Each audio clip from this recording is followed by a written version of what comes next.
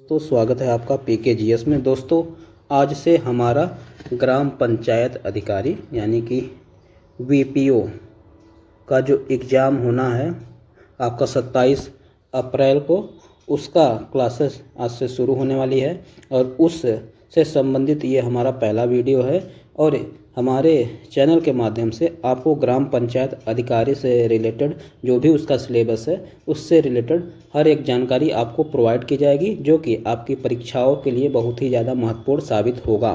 तो दोस्तों, ये मेरा प्रयास है, आप लोग इसको प्रोत्साहित करिए और अधिक से अधिक मेरे चैनल को सब्सक्राइब करिए, वीडियो को लाइक करिए, शेयर करिए। तो दोस्तों, आइए देखते हैं आज इस ग्राम पंचायत अधिकारी का ये जो पहला वीडियो है वो ग्राम पंचायत से ही संबंधित है और जो प्राचीन काल से लेकर वर्तमान समय तक जो भी कालक्रम रहा है पंचायतों का, उससे रिलेटेड मैंने एक जानकारी प्रोवाइड करने का प्रयास किया है। लेकिन अगर आप मेरे वीडियो पर नए हैं तो वही कि आपका प्यार अपना हमारे साथ बनाए रखिए और अधिक से अधिक सब्सक्राइब करिए हमारे चैनल को। तो आइए देखते हैं कि पंचायतों का जो काल निर्धारण है हम कितने भागों में इसको बांट सकते हैं। तो सबसे पहले बात करें भारत में पंचायती राज व्यवस्था का काल निर्धारण, तो उससे पहले हम लोग देखते हैं कि पंचायती राज प्रणाली है क्या। तो दोस्तों, पंचायती राज प्रणाली भारत में स्थानीय स्वशासन यानी कि स्थानीय स्वशासन का मतलब होता है दोस्तों कि जिस जगह पे आदमी रह रहा है उसी के बीच में एक ग्रुप बनाना और उसके माध्यम से प्रशासन को संचालित करना। और इसकी अवधारणा की आवश्यकता क्यों है? क्योंकि एक बड़े स्तर पे, जैसे भारत जैसे एक बड़े देश पे जहाँ पे केंद्र सरकार राज्य सरकार काम करती है, तो हर जगह यानी कि योजनाएं सभी तक पहुँचे और उसका लाभ प्रत्येक व्यक्ति तक पहुँचे, इसी के लिए हमारा स्थानीय स्वशासन की बहुत ही महत्वपूर्ण भूमिका है। तो दोस्तों, पंचायती राज प्रणाली भारत में स्थानीय स्वशासन की एक महत्वपूर्ण व्यवस्था है और इसकी जो जड़ें हैं वो प्राचीन काल से लेकर वर्तमान संविधान तक यह फैली हुई है। तो आइए हम लोग जानते हैं कि इस प्रणाली के ऐतिहासिक क्रम के बारे में, यानी कि इसका काल निर्धारण के बारे में हम समझेंगे। और क्योंकि यह व्यवस्था प्राचीन काल से ही संबंधित है और चूंकि समय के साथ साथ इसमें भी बदलाव होता रहा है, जैसे कि प्राचीन काल में आपको कुछ अलग व्यवस्था देखने को मिलेगी, फिर उसके बाद मध्यकाल में जब मुसलमानों का शासन आता है, सल्तनत काल हो चाहे मुगल वंश हो, तो उसमें आपको अलग से पंचायती राज प्रणाली देखने को मिलेगी। फिर ब्रिटिश के समय में अलग और स्वतंत्र भारत के बाद अलग। तो यही है इसका काल निर्धारण और परीक्षाओं की दृष्टि से अगर देखा जाए तो ये भी बहुत ज़्यादा महत्वपूर्ण है। तो आइए देखते हैं कि इनका प्रमुख काल निर्धारण हम कैसे कर सकते हैं।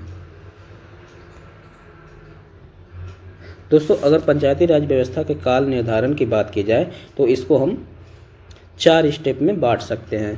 पहला हमारा ये है, दूसरा, तीसरा और चौथा, यानी कि 4 भागों में इसको हम मुख्यतः बांट सकते हैं। पहला हमारा क्या है कि प्राचीन काल में पंचायती राज व्यवस्था, जो कि वैदिक सभ्यता से लेके 8वीं शताब्दी तक को माना जाता है, यानी कि प्राचीन काल का जो समय है वह वैदिक काल से 8वीं शताब्दी के बीच में पंचायती राज व्यवस्था किस स्वरूप में थी, इसके बारे में आपको बताया जाएगा।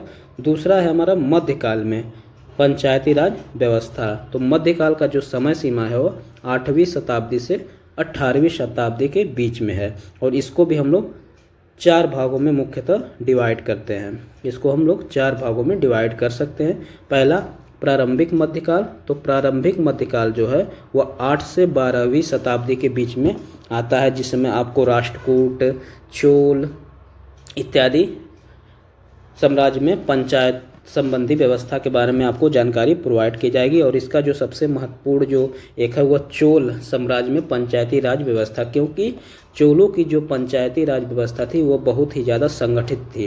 यानी कि उस समय, वर्तमान समय में पूरे भारत में जब चोलों का साम्राज्य था तो उस समय अगर देखा जाए तो सबसे ज़्यादा जो पंचायती राज के लिए जो सुसंगठित व्यवस्था थी वह चोलों के पास ही थी। तो इसमें हम लोग इसके बारे में जानकारी प्राप्त करेंगे।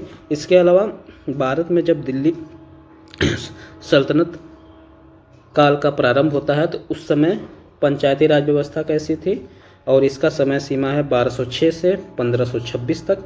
फिर मुगलों का जब यहाँ पे राज होता है यानी 1526 से 1707, जब औरंगजेब की मृत्यु होती है, उस समय की हमारी पंचायती राज व्यवस्था कैसी थी, इसको हम लोग कवर करेंगे इसमें। और फिर उत्तर मुगल काल यानी कि उत्तर मुगल काल को 1707 से 1757 यानी कि जो हमारा भारत का पहला स्वतंत्रता संग्राम हुआ था 1757 में, उसके बीच के काल को कहा था उत्तर मुगल काल।